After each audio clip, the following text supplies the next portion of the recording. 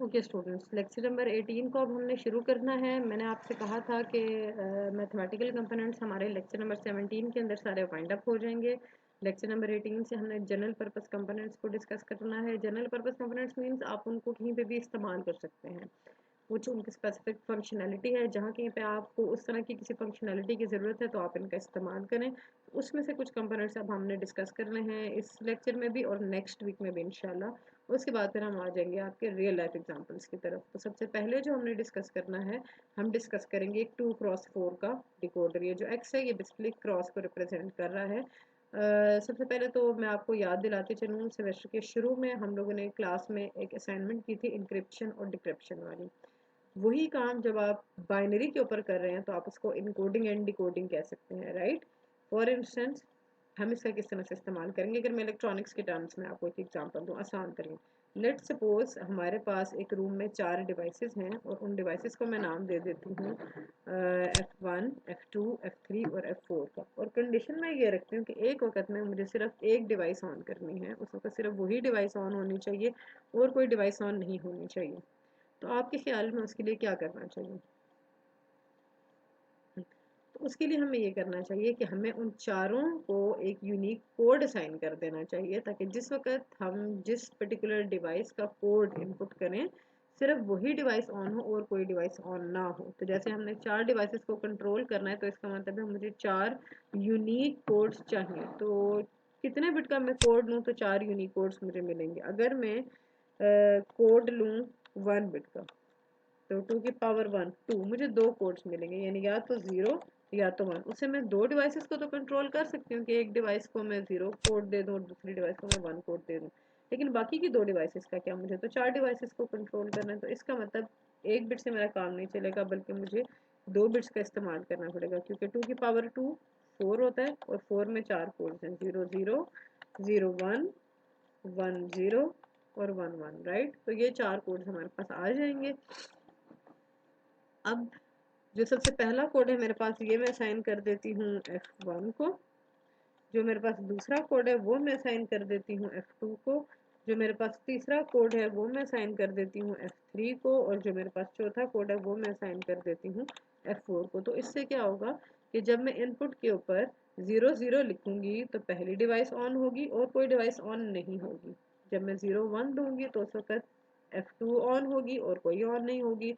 जब मैं 1 0 दूंगी तो F3 ऑन होगी और जब मैं इनपुट के ऊपर 1 1 दूंगी तो फिर F4 ऑन हो जाएगी। इसको एक और तरीके से कैसे समझ सकते हैं, जिस तरह आप सब लोगों को यूनिक रखने के लिए अलग अलग रजिस्ट्रेशन नंबर्स असाइन किए जाते हैं, यानी जो रजिस्ट्रेशन नंबर आपका है वो आपकी क्लास में किसी और का नहीं है, वो आपकी पहचान है एग्जाम्स के अंदर, यूनिवर्सिटी के अंदर, वो आपकी एग्जिस्टेंस है।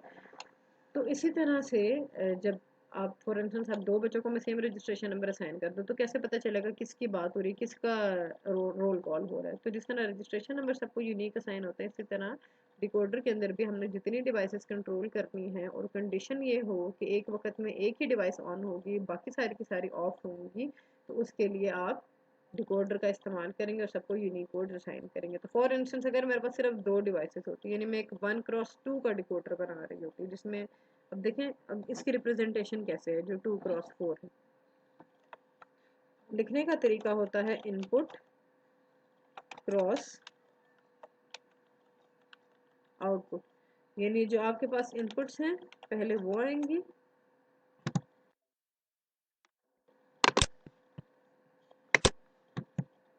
और उसके बाद आप लिखते हैं आउटपुट। और जो इसके रिप्रेजेंटेशन के लिए हमारे पास फॉर्मूला है, दैट इज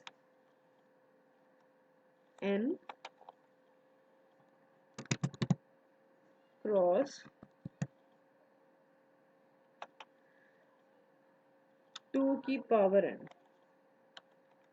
यानी अगर मेरे पास एक इनपुट होगी तो उसके थ्रू में 2 की पावर 1 n में वैल्यूज पुट करना, मैं 2 डिवाइसेस कंट्रोल कर सकती हूँ। इसी तरह अगर मेरे पास 2 इनपुट्स होंगे तो उसके थ्रू में 4 डिवाइसेस कंट्रोल कर सकती हूँ। मेरे पास 3 बिट का कोड होगा तो उसके थ्रू में 8 डिवाइसेस कंट्रोल कर सकती हूँ।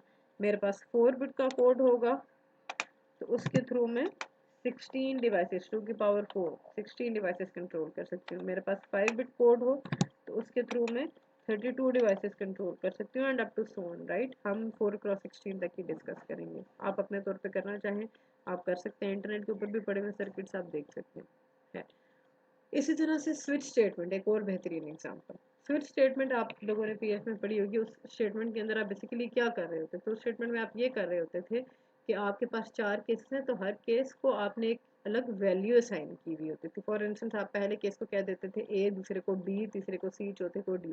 तो जब आप इनपुट के ऊपर केस ए लिखते थे तो वो सिर्फ केस ए को एग्जीक्यूट करके आपको दे देता था। आप केस बी लिखेंगे तो उसको एग्जीक्यूट करेगा, केस सी लिखेंगे तो केस सी को एग्जीक्यूट करेगा, केस डी लिखेंगे तो केस डी को एग्जीक्यूट करेगा। इसी तरह लेट्स सपोज एक रूम में 4 डिवाइसेस लगी हुई है, फैन है, टीवी है, बल्ब है, अवन है। आप चाहते हैं आप एक वक्त में इनमें से किसी एक डिवाइस को ऑन करें, तो अगर आप 0 0 यहाँ पे करते हैं तो पहली डिवाइस ऑन, 0 1 करेंगे तो दूसरी डिवाइस ऑन, 1 0 करेंगे तो तीसरी डिवाइस ऑन हो जाएगी, और 1 1 करेंगे तो आपके पास चौथी डिवाइस ऑन हो जाएगी, राइट।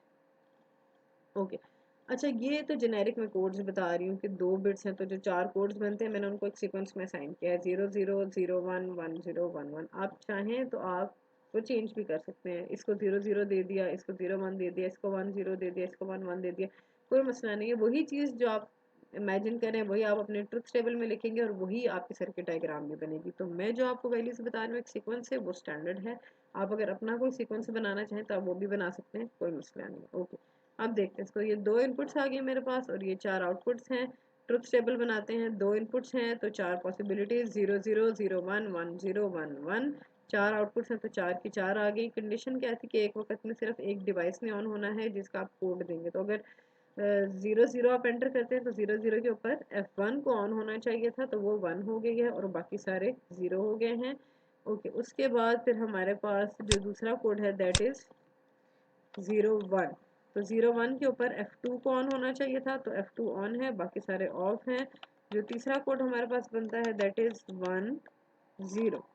1 0 के ऊपर F3 को ऑन होना चाहिए था, तो F3 ऑन हो गई है। और जो चौथा कोड हमारे पास बनता है दैट इज 1 1 1 1 के ऊपर F4 को ऑन होना चाहिए था, तो F4 हमारे पास ऑन हो गया है। अब 4 अलग अलग आउटपुट्स हैं, मेहरबानी करके इनको आपस में और ना कीजिएगा जब तक आपको कहा ना जाए। F1 अब यहाँ पे 1 है तो इनपुट्स क्या हैं? A complement B complement. F2 यहाँ पे 1 है तो इनपुट्स आ गए A कॉम्प्लीमेंट B। F3 यहाँ पे 1 है तो इनपुट्स आ गई A B कॉम्प्लीमेंट, और F4 यहाँ पे 1 है तो इनपुट्स आ गई A B। अब देखिए ये सब ऑलरेडी सिंप्लीफाइड है तो इनको मज़ीद सिंप्लीफाई करने की ज़रूरत नहीं है, राइट। अच्छा, एक और जो बहुत ज़रूरी चीज़ है, लेट सपोज आपकी कंडीशन अब जनरल पर्पस कंपोनेंट है। आप एक वक्त में कहते हैं भाई 0 0 के ऊपर मैंने 2 डिवाइसेस इकट्ठी ऑन करानी है, तो आप उन दोनों को सेम कोड असाइन कर दें, ट्रुथ टेबल में भी और ब्लॉक डायग्राम में भी। यहीं से एक वायर निकाल के उस दूसरी डिवाइस के साथ भी कनेक्ट कर दें तो वो दोनों इकट्ठी ऑन हो जाएंगी।